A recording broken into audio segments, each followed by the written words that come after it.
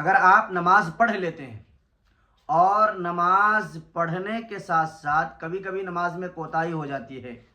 زکوٰۃ میں کمی ہو جاتی ہے، روزے میں کمی ہو جاتی ہے، حج میں کمی ہو جاتی ہے، یا کسی بھی عبادت کے اندر اگر کمی پائی گئی، کمی ہو گئی، کوتاہی ہو گئی، تو اللہ تعالی معاف کرنے پر قادر ہے اور قدرت رکھتا ہے۔ ہمارا ایمان ہے اور ہونا بھی چاہیے، یقین ہے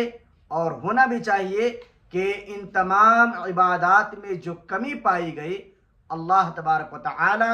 اپنے فضل و کرم سے اسے معاف فرما دیں گے،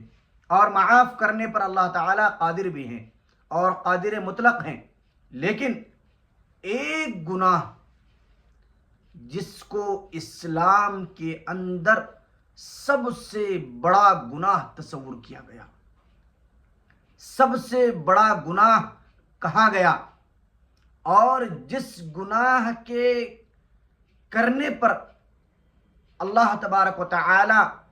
کی بے حد ناراضگی ہوتی ہے، وہ گناہ جو اسلام کے اندر بڑا گناہ شمار ہوتا ہے، وہ ہے کسی کا دل دکھانا، کسی کی دل آزاری کرنا۔ اگر آپ چاہے لاکھ عبادت کر لیں، قرآن شریف کی تلاوت روزانہ کریں، نماز کے پابند ہو جائیں، روزے کے پابند ہو جائیں، نوافل کے پابند ہو جائیں، تہجد کے پابند ہو جائیں، لیکن اگر آپ کسی کا دل دکھا رہے ہیں، یا کسی کا آپ نے دل دکھایا ہے، یا کسی کی دل آزاری کی ہے، تو آپ یقین جائیں آپ کی وہ نماز، آپ کا وہ روزہ، آپ کی وہ تلاوت، آپ کی وہ تہجد اور آپ کے وہ صدقہ خیرات آپ کو اللہ کی پکڑ سے بچا نہیں سکتے۔ لہذا درخواست کی جاتی ہے آپ حضرات سے کہ جہاں بہت سارے گناہوں سے آپ کو بچنا ہے، جہاں بہت ساری اللہ کی نافرمانی سے آپ کو بچنا ہے، انہی نافرمانیوں میں سے، انہی گناہوں میں سے ایک بڑا گناہ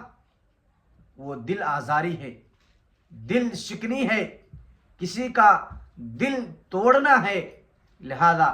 بڑے ہی ادب کے ساتھ آپ حضرات سے درخواست کی جاتی ہے کہ دل آزاری سے بچیں، زبان سے کوئی الفاظ، زبان سے کوئی ایسا جملہ نہ کہیں جس سے سامنے والے کے دل کو ٹھیس پہنچ جائے، تکلیف ہو جائے، اور وہ اللہ کی بارگاہ میں آپ کے لیے آپ کی شکایت کر دے۔ اسی بات کو کسی شاعر نے کیا ہی خوب کہا ہے کہ مت ستا ظالم کسی کو، مت کسی کی آہ لے، مت ستا ظالم کسی کو، مت کسی کی آہ لے، دل کو دکھ دینے سے ناداں عرش بھی ہل جاتا ہے۔ تو میرے بھائی، درخواست کی جاتی ہے کہ دل آزاری سے بچیں، کسی کا دل توڑنے سے اپنے آپ کو بچانے کی کوشش کریں۔ اللہ تبارک و تعالیٰ سے دعا ہے اللہ مجھے بھی اور آپ سب کو عمل کی توفیق بخشے۔